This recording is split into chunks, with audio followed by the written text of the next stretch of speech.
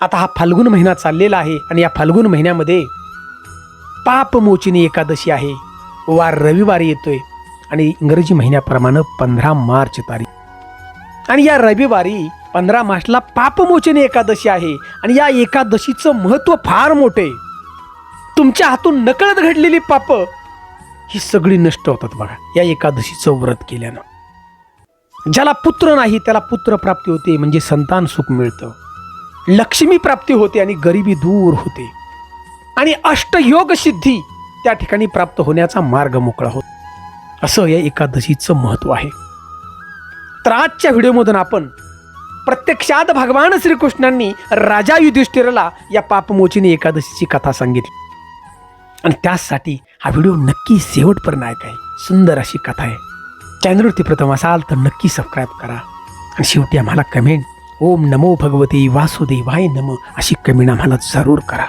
तर मित्रांनो, सुंदर अशी कथा आज आता आपण ऐकणार आहोत.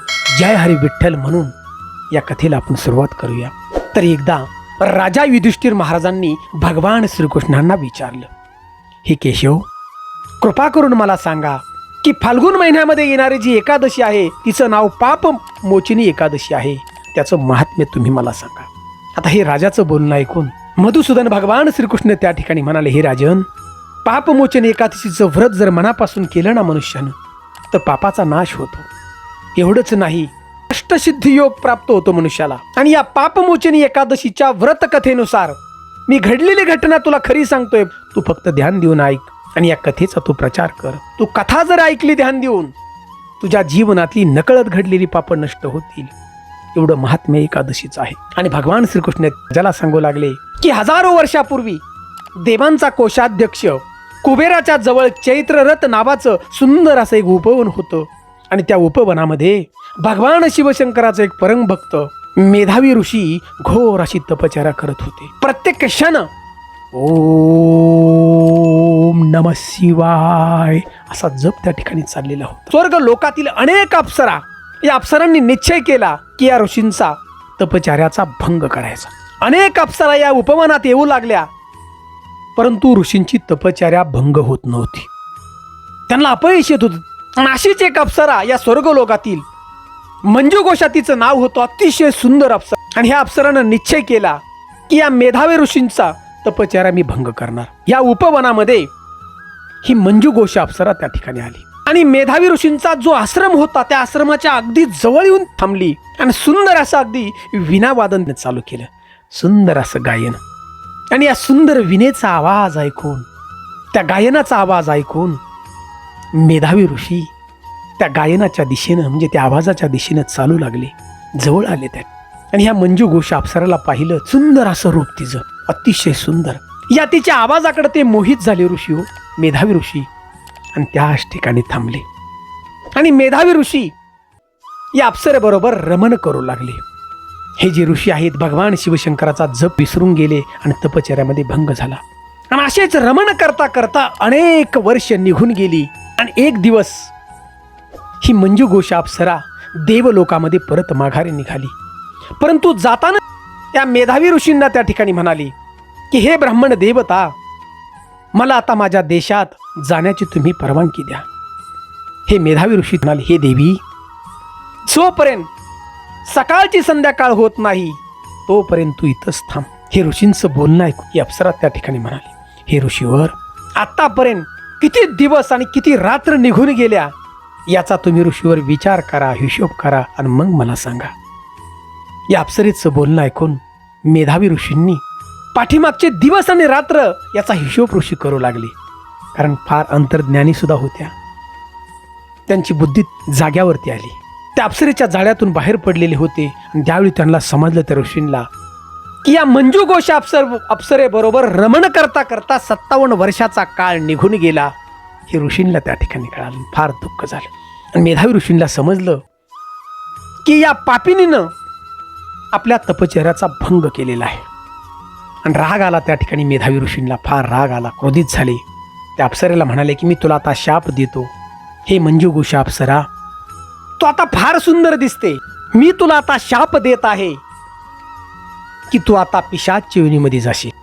मेधावी ऋषींचं हा शाप ऐकून मंजू घोषाची अप्सरा आहे फार दुःखी झाली आणि अगदी नम्रतपणे ऋषी महाराजांना म्हणाली, हे ब्राह्मण देवता, माझी चूक तर झाली, तुमची तपश्चर्या मी भंग केली, परंतु मी 57 वर्ष तुमच्याबरोबर राहिली.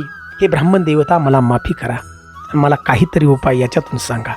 आणि त्यावेळी मेधावी ऋषी या मंजू घोष अप्सरेला म्हणाले की आता येणारा हा जो फाल्गुन महिना आहे आणि या फाल्गुन महिन्यामध्ये पापमोचनी एकादशी आहे आणि या एकादशीचं व्रत तू कर. भगवान विष्णूंच्या नावाचा तू जप कर. ओम नमो भगवते वासुदेवाय नमः असा तू जप जर केला मनापासून, तर या पापमोचनी एकादशीचा व्रताच्या प्रभावानं या पिशाच्य योनीतून तुला मुक्तता मिळेल आणि तुझं सुंदर असं रूप तुला परत मिळेल आणि तू देवलोकामध्ये जाशील. असं म्हणून मेधावी ऋषी आपल्या पित्याच्या आश्रमाकडे चालले होते. त्यांचे पिता म्हणजे च्यवनमुनी. आणि आपल्या पित्याच्या आश्रमाच्या जवळ गेल्यानंतर च्यवनमुनी त्या ठिकाणी बाहेर आल्याने पाहिलं. आपल्या मुलाला ते म्हणाले, पुत्र, अरे तू फार मोठं पाप केलंस, सगळं पुण्य तुझं नष्ट झालंस, असं तू पाप केलेलं आहे. आणि अगदी नम्रतेने मेधावी ऋषी आपल्या पित्यांना म्हणाले, मला माफ करा पिताश्री, परंतु याच्यावरती मला उपाय सांगा, या पापातून मुक्त होण्याचा मला उपाय तुम्ही जरूर सांगा. आणि त्या ठिकाणी च्यवन ऋषींनी उपाय सांगितला की हे पुत्र, या फाल्गुन महिन्यामध्ये पापमोचनी एकादशी आहे आणि एकादशीच्या दिवशी तू अनुष्ठान कर आणि भगवान शिवशंकराच्या नावाचा जप परत चालू कर. या एकादशीच्या प्रभावानं तुझं सगळं पाप नष्ट होऊन जाईल, सगळं पुण्य तुला परत माघारी मिळेल आणि तू भगवान शिवशंकराच्या नामामध्ये मंत्रमुग्ध होऊन जाशील. आपल्या पित्याचं बोलणं ऐकून मेधावी ऋषी या पापमोचनी एकादशीची वाट पाहू लागले. आणि थोड्याच दिवसात हा फाल्गुन महिना आला आणि या पापमोचनी एकादशीचं व्रत त्या ठिकाणी मेधावी ऋषींनी केलं. दिवसभर त्यांनी भगवान शिवशंकराच्या नामाचा जप केला त्या दिवशी. आणि या व्रताच्या प्रभावानं सगळं पाठीमागचं त्यांचं पाप नष्ट होऊन गेलं आणि मेधावी ऋषी भगवान शिवशंकराच्या जपामध्ये मग्न होऊन झाले, परत तपश्चर्या करू लागले. आणि इकडं मंजू घोषा जी अप्सरा होती, तिला पिशाच्य योनी मिळाली होती. हिनं सुद्धा ऋषींच्या सांगण्यावरून ही पापमोचन एकादशीचं व्रत केलं दिवसभर. ओम नमो भगवते वासुदेवाय नमः या नावाचा जप त्या ठिकाणी केला.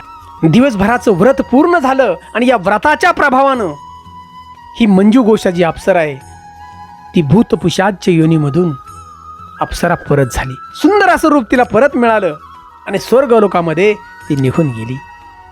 आणि त्या ठिकाणी भगवान श्रीकृष्ण सांगतात, हे राजन, या पापमोचनी एकादशीचं महत्त्व तुला आता समजलं असेल, त्यामुळे तू ही संधी सोडू नकोस आणि या फाल्गुन महिन्यातली जी येणारी एकादश आहे पापमोचनी एकादशी, या दिवशी तू व्रत अगदी मनापासून कर, सगळ्या पापातून तुझी मुक्तता होईल.